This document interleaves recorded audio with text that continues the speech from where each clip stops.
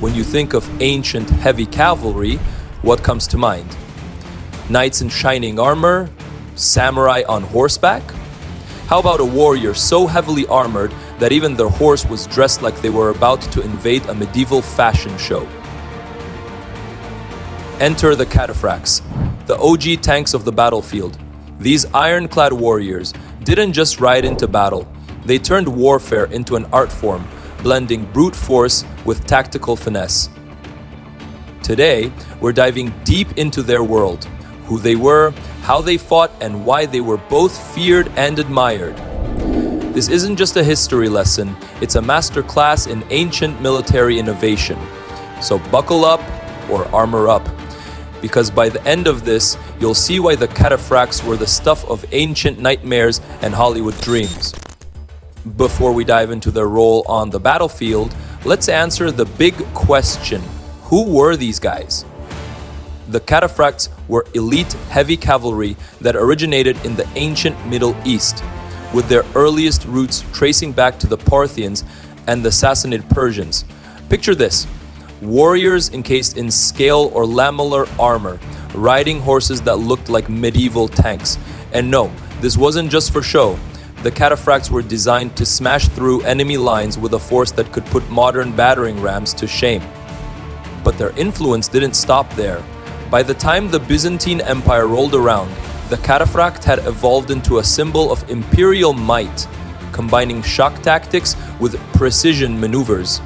Think of them as the Swiss Army knives of ancient cavalry, versatile, deadly, and always ready for action. Speaking of being ready for action, if you're enjoying this breakdown so far, why not armor up that like button? We promise it'll withstand any historical debate. Okay, so what made Kataphrakts so special on the battlefield? Let's paint the scene. Imagine a wide open plain. The enemy is holding their ground, spears at the ready. Suddenly, the earth begins to tremble. It's not an earthquake.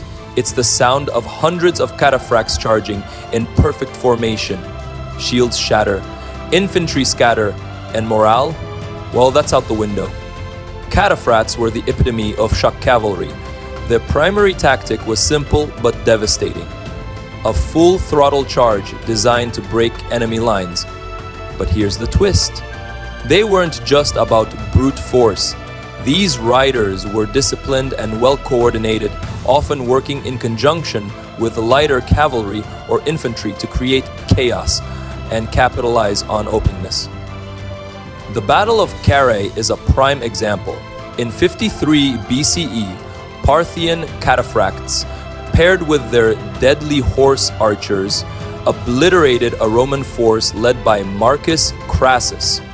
Crassus's legions, unprepared for the combination of relentless archery and crushing charges, were utterly decimated.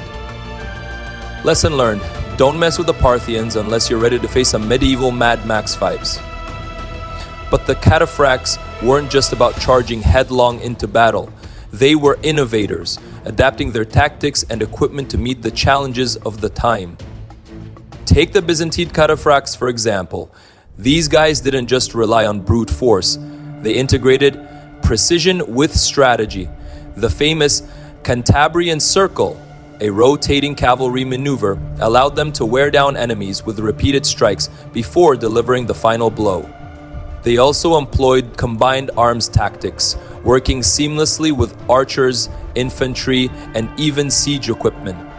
Think of it as ancient combined warfare before it was cool. Speaking of being cool, subscribing to the channel isn't just a tactical move, it's a strategic masterstroke. Don't miss out, or the Kataphract might trample your notifications. Of course, no warrior or war machine is without flaws. The Kataphrakts' heavy armor made them nearly unstoppable in open fields, but it also came with limitations. For one, they weren't exactly speedy. On rough terrain or in heavily forested areas, their mobility was severely hindered, and while their armor was nearly impenetrable to traditional weapons, it was a nightmare in hot climates, where overheating could turn a battle into a sauna session. Then there's the issue of cost. Equipping and maintaining Kataphrakts was expensive, which limited their numbers and made them a luxury rather than a standard. So basically, they were the sports cars of ancient warfare. Flashy, powerful, and great on the right track, but not exactly practical for a cross-country road trip. Despite their limitations, the legacy of the Kataphrakts endures. Their influence can be seen in the development of medieval knights, heavy cavalry, and even modern armored divisions.